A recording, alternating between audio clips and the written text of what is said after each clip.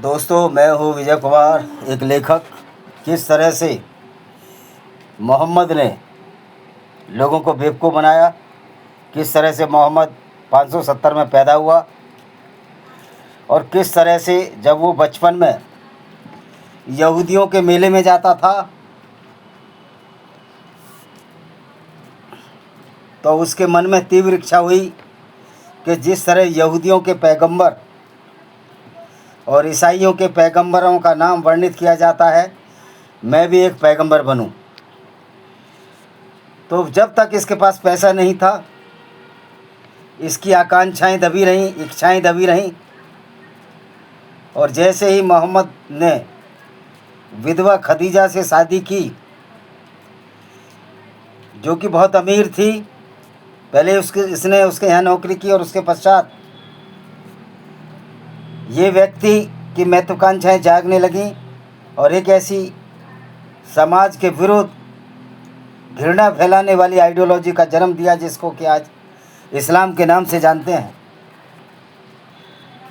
उस पर तुर्रा ये कि मोहम्मद ने जो झूठ बोला इस्लाम के नाम पर, उस झूठ को यह कहकर प्रतिपादित करने की कोशिश की कि ये अल्लाह का पैगाम है, ऑलमाइटी का पैगाम है। यानी कि जो ऑलमाइटी इसने अपने आप बनाया, उसको इसने ईश्वर का नाम दे दिया। दोस्तों, यही वजह है कि मोहम्मद की जो कुंठाएं थी, बचपन की जो कुंठाएं थी, एक पिता की मृत्यु के बाद जो पैदा हुआ और उसकी माँ ने भी इसको एक सेविका जिसका नाम हलीमा था उसको दे दिया, क्योंकि इसको फिट्स आते थे, मिर्गी के दौरे आते थे। इसकी माँ का नाम अमीना भी था। तो दोस्तों, ये इस्लाम मोहम्मद की कुंठा का परिणाम था और वो कुंठा इसकी हर आयतों में, इसकी हर किताब और नुस्खे में झलकती है। एक ऐसा व्यक्ति जिसने लोगों को बेवकूफ़ बनाया, पूरी ज़िंदगी बेवकूफ़ बनाता रहा और ये बताने की कोशिश की कि मैं आखिरी पैगंबर हूँ। और उससे पहले 1,40,000 अम्बिया या नबी बोलते हैं वो आए, जो कि एक सर्वकालीन झूठ था। क्योंकि मोहम्मद ने जितने भी पैगंबर बताए वो यहूदियों से चोरी किए और उनका अरबीकरण कर दिया। जैसे जीसस को ईसा इबन मरियम बताया, यानी कि मरियम का बेटा जीसस, उसको ईसा बना दिया। डेविड को दाऊद बना दिया, अब्राहम को इब्राहिम बना दिया, आरोन को हारून बना दिया और इस तरह कहानी गढ़ दी कि दुनिया को बनाने वाला अल्लाह है और मैं उसका आखिरी पैगंबर हूँ। पैगंबर मुझे भेजा है, मैसेंजर ऑफ अल्लाह, मैं दूत हूँ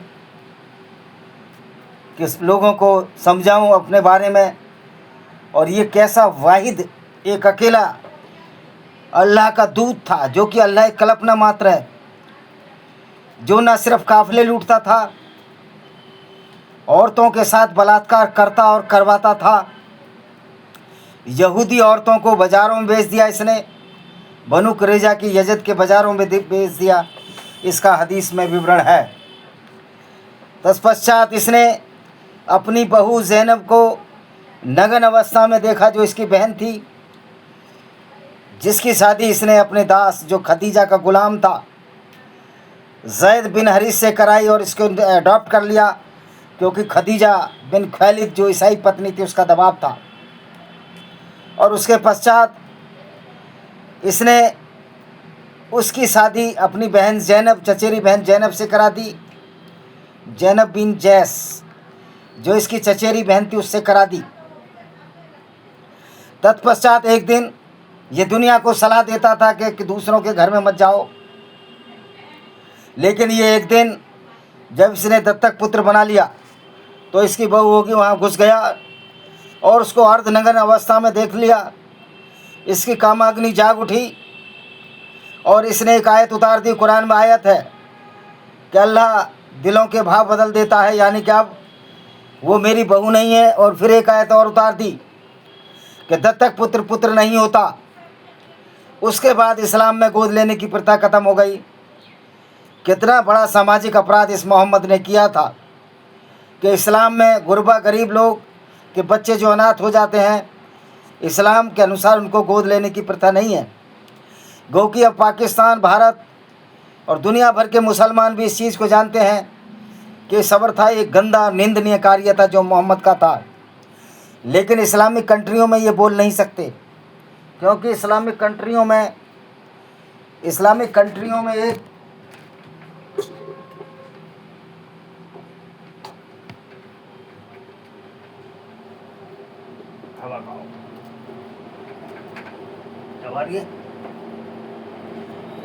कंट्रियों में एक प्रथा है, क्योंकि इस्लाम के अनुसार है कि जो भी इस्लाम छोड़े उसको कत्ल कर दिया जाए, और जो इस्लाम की निंदा करे उसको ब्लेसफेमी में अरेस्ट कर दिया जाए और कत्ल कर दिया जाए। हालांकि अब पाकिस्तान के लोगों का बहुत तसव्वुर जाग गया है, बहुत समझदार हो गए हैं। आज बहुत से ऐसे जज हैं जो इस कानून के अनुसार कत्ल नहीं करते। यहाँ तक कि मैंने देखा है एक पाकिस्तान का एक कॉमेडियन है, और उसका नाम अभी मैं भूल गया, वो फैसलाबाद का रहने वाला है, असलम चिट्टा। वो जब एक इमरान खान के समर्थक ने ये कहा कि इस्लाम में तो हराम है, वो ड्रामे करता, और ड्रामे करना कोई बुरी बात नहीं, पर उसने कहा इसको पत्थर मार कर हरमुगन को मार देना चाहिए जो लाहौर का है। तो दोस्तों, ये इसकी कामुकता की सीमा यहीं ख़त्म नहीं हुई मोहम्मद की। मोहम्मद साहब बनु करेजा यहूदी कबीले पर गए और उस पर अटैक कर दिया। उनकी औरतों को 700 से 900 औरतों को बंदी बना लिया, और जिनके प्यूबर्टी आ रहे थे उनको कत्ल कर दिया। वहाँ भी औरतों से बलात्कार करवाए। ये मोहम्मद का करैक्टर था। और एक ऐसी आइडियोलॉजी उसने डेवलप की जिसमें ख़ास तौर पर जो गैर मुस्लिम है उनको कत्ल गारत करना कोई बुरी चीज़ नहीं थी। इसलिए एक आयत उतार दी इसने, चैप्टर 9:2 पढ़ लीजिए, सूरह अल बकरा और अल अहज़ाब की 33-50, जिसमें गैर मुस्लिमों को कत्ल करने की बात की गई और गैर मुस्लिम की औरतों को लूट कर उनके साथ बलात्कार करने की बात की गई। इसके फलस्वरूप इस्लामिक जगत में एक गुंडागर्दी का आलम हुआ, जिसमें कि गैर मुस्लिम औरतों को लूटा गया, उनकी असमतें लूटी गईं और उनके साथ बलात्कार हुए। जो आज मेरे पाकिस्तान के मुस्लिम भाई हैं, इनको समझना चाहिए कि इस्लाम किस तरह आदमी का ब्रेन वॉश कर सकता है।